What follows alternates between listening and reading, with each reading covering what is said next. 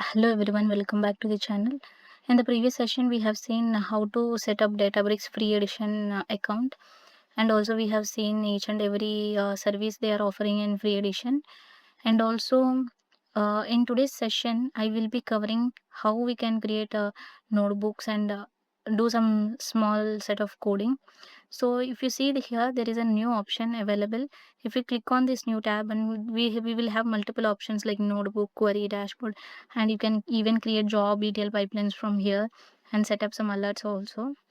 And even if you want to upload some data from your local system to the Databricks, you can click on this add or upload data and upload your CSV file or JSON data.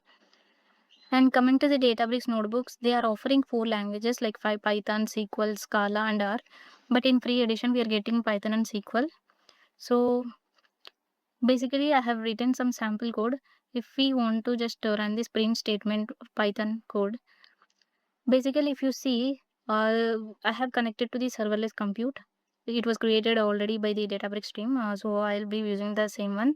And if I'm creating a sample data frame, students data frame, it only manually inserted the student ID, first name and last name.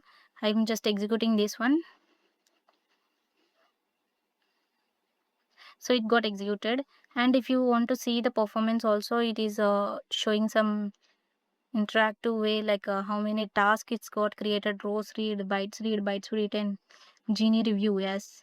And how many duration it got. It took how much time it took to complete this query and the statement. Okay. And also, if you want to see the schema of your students table, student ID and first name, last name, age, long type, data type level also it will display. And the student table, we are getting the table as a output.